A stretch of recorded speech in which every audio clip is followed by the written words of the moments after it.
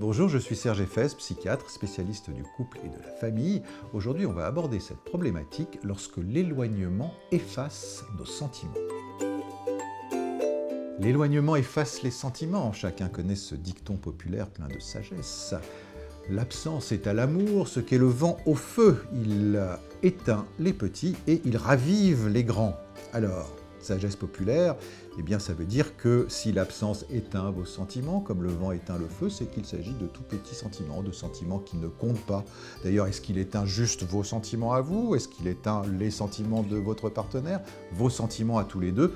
C'est vrai que si à la moindre absence, vous arrêtez de penser à l'autre, vous pouvez vous interroger sur la validité de ces sentiments. Mais ça n'est peut-être pas si simple que ça. Il y a peut-être d'autres questions à se poser sur ce qui fait que les sentiments s'effacent. Penser à l'autre, c'est justement ce qui est la force du lien affectif, du lien amoureux. D'ailleurs, c'est comme ça qu'on construit le lien amoureux. Vous savez, le lien amoureux, on le construit dès qu'on est bébé, dès qu'on naît, dès qu'on vient au monde.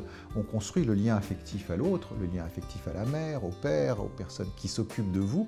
Et que le lien amoureux, par la suite, quand on est adulte, eh bien, il n'est pas fondamentalement différent de ce lien primaire, de ce lien primitif. C'est une transformation progressive de ce lien. Mais faire confiance à l'autre, faire confiance à la relation, faire confiance au lien, c'est quelque chose qu'on acquiert très très tôt. Qu'est-ce qui se passe? Eh bien, le nourrisson, il est dans les bras de sa maman, il est dans la fusion, il est tout heureux, il est bercé, il est sécurisé. Et puis, il y a des moments où la maman s'éloigne. La maman n'est plus là. Et à ce moment-là, l'enfant, il construit l'image de l'autre dans sa tête. Il construit l'image de cette mère et ça lui permet de supporter l'absence. Ça lui permet de se dire: elle va revenir, je pense à elle, donc elle existe. Donc je ne me sens pas angoissé par cette séparation et cette attente. Or, c'est tout ce degré-là d'angoisse et de sécurité du lien qui se construit dans les premières années de la vie, et c'est ça qui va être fondamental dans les liens amoureux et affectifs par la suite. Jusqu'à quel point on supporte la séparation, on supporte l'absence, jusqu'à quel point l'absence est même un moment heureux, où on peut se permettre de penser à l'autre, ou au contraire, un moment où on risque l'abandon, où on risque la détresse.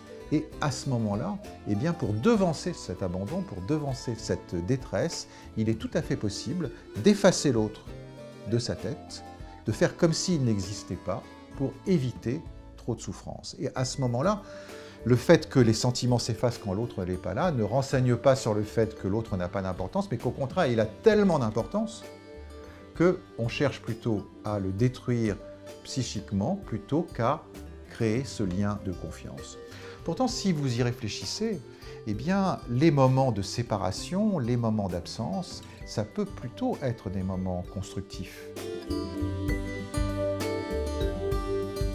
Ce sont quand même des moments où on sort de la routine de la relation, et Dieu sait que c'est la routine qui souvent essouffle les relations conjugales aujourd'hui. Ça permet de penser à l'autre en réinventant le désir, en réinventant ce qu'on aurait envie de faire avec l'autre et qui serait nouveau. L'autre n'est pas là, il y a beaucoup moins de contraintes, on peut se retrouver soi-même, ses propres amis, ses propres hobbies, ses propres activités, on peut se reconstruire comme étant encore plus fort. On est en dehors de ces disputes, on est en dehors du fait justement que l'autre vous encombre beaucoup, qu'il vous prenne la tête en permanence, que vous pensiez à lui en permanence. Penser à vous peut être un aller-retour extrêmement intéressant entre vous-même et la relation.